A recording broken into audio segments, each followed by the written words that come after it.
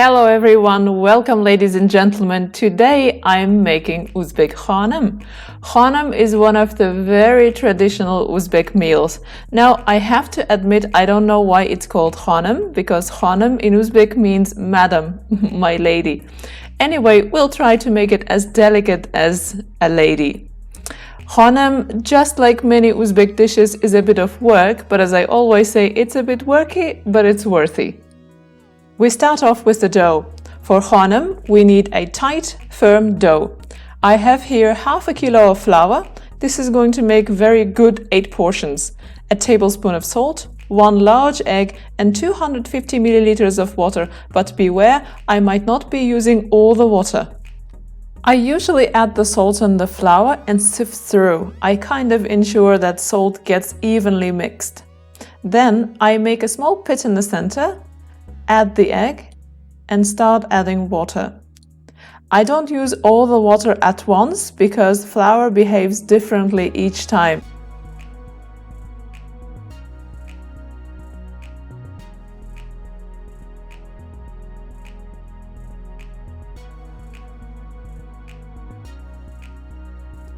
And I start mixing my ingredients, adding water when needed.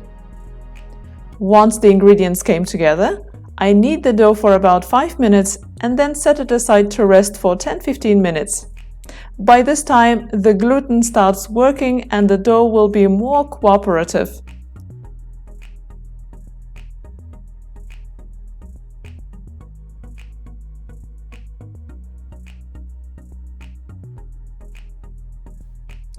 The dough already is looking nice, but that's pretty much all that we can do for this moment.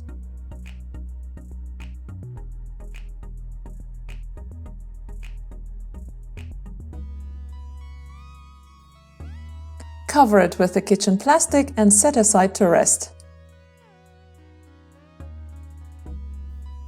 My dough has been resting for 10 minutes. You can see how silky smooth it is now.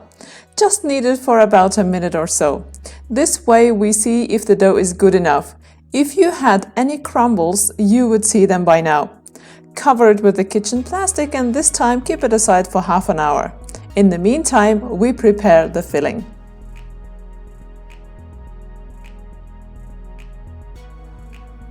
I have 2 fillings today.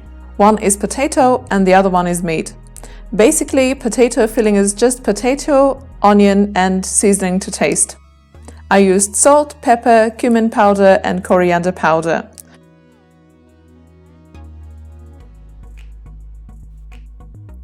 And the meat filling is just ground meat of your choice, onions and spices to taste. I used the same spices here as I used for the potatoes. I will leave the exact measurements of the ingredients in the description box below, so do not worry, you are not going to miss out on anything.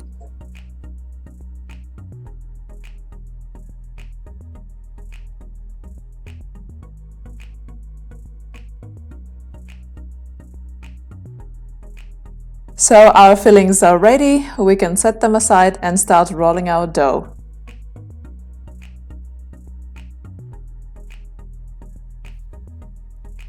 I cut my dough into 3 parts and then I form them into tight balls.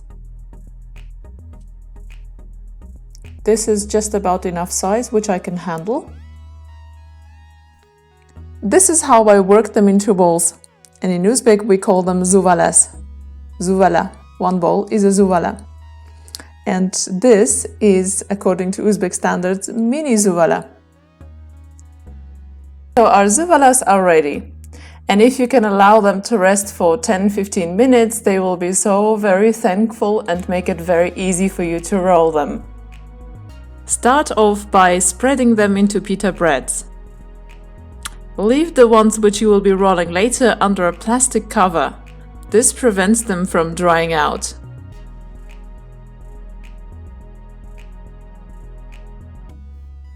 Roll the dough in a manner you know. The dough sheets don't have to be paper thin for khonim. 1 to 1.5 millimeters will do.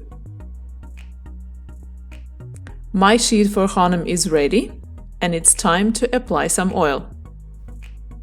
The best oil for khonim is a neutral one, like friture or any vegetable oil. I'd stay away from olive oil because it has a strong taste and specific aroma.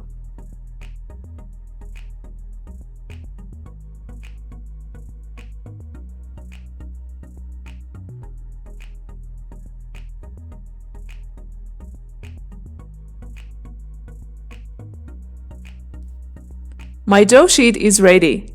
I will now be applying a filling. When applying potato filling, it's best to squeeze out the liquid the potato has produced. This will help the layers stay intact and not mash with the rest of the filling. Try to spread the filling as even as possible. You do not need to be over generous, thin layer is good enough. And pay attention to the edges, usually it's the most ignored area. Ladies and gentlemen, we are ready to roll the khonim. And this is how we do it. Yes, it's that simple.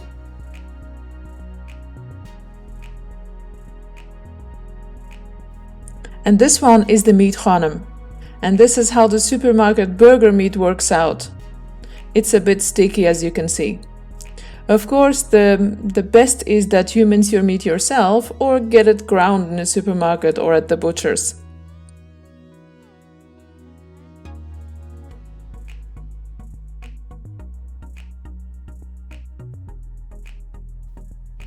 My meat khonim turned out to be a bit bigger than the rest. Someone's gonna be very happy today. If your dough rips away here and there, don't worry, that's not a big deal. Uzbek khonim is steamed in a steamer, which looks like Chinese steamer for dumplings, only Uzbek steamer is made of steel. But I don't have Uzbek steamer, so I'll be steaming my khonim in a usual pan. Heat the pan on a high heat.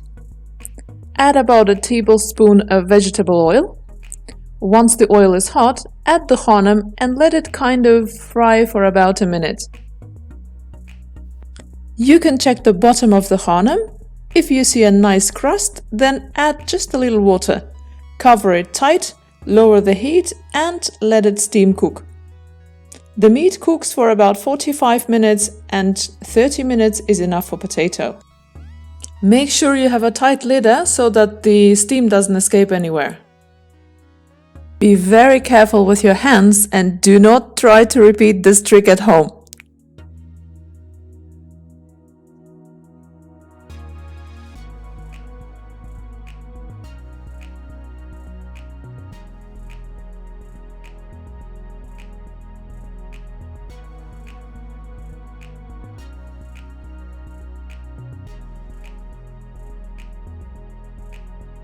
Moment of truth, ladies and gentlemen. We're just a few steps away from getting comfortable and enjoying our ladies. I am serving mine with yogurt and the universal killer sauce, the red one that you see in here. I will be linking the video recipe here, as well as in the description box below. Let me show you the layers and the crunchy bottom. Ooh, it smells good.